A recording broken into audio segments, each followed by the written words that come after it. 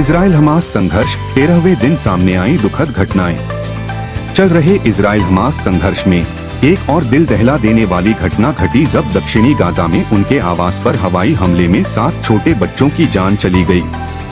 यह विनाशकारी घटना एक ऐसे संघर्ष के संदर्भ में सामने आई है जिसमें पहले ही इजरायली और गाजावासियों सहित 4,800 से अधिक लोगों की जान जा चुकी है, जबकि 12,000 से अधिक अन्य घायल हो गए हैं।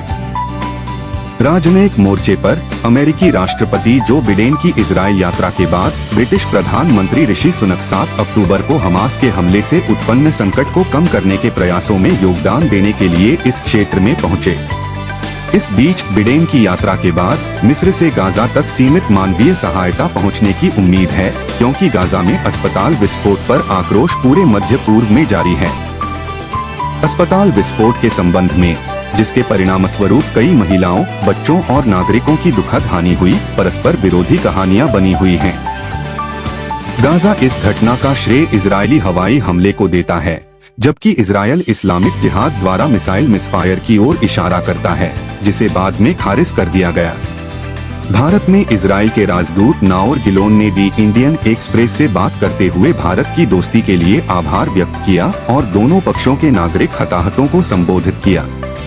उन्होंने हमास द्वारा बंधक बनाए गए 200 से अधिक इजरायली बंधकों की दुर्दशा का भी उल्लेख किया और उनकी रिहाई के लिए भारत से समर्थन मांगा।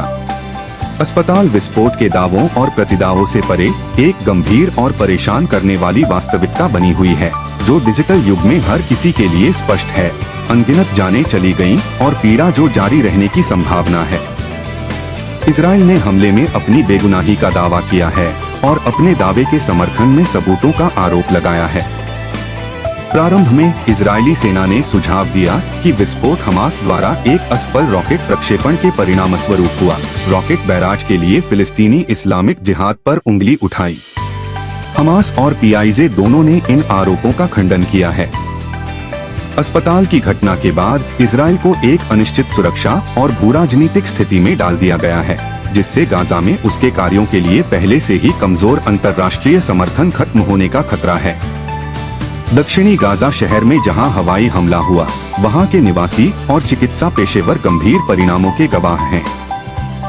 अस्पताल के स्ट्रेचर पर पंक्तिबद्ध बेजान और खून से लथपथ बच्चों की तस्वीरें तेजी से सोशल मीडिया प्लेटफॉर्म पर फैल गईं, जिससे गाजा और वेस्ट बैंक में आक्रोश फैल गया।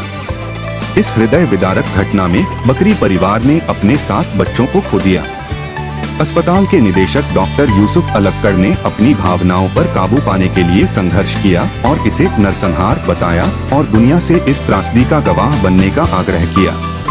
स्थानीय चिकित्सकों ने पुष्टि की कि यह कोई अलग मामला नहीं है, क्योंकि दिन भर इसी तरह की घटनाएं सामने आती रहीं।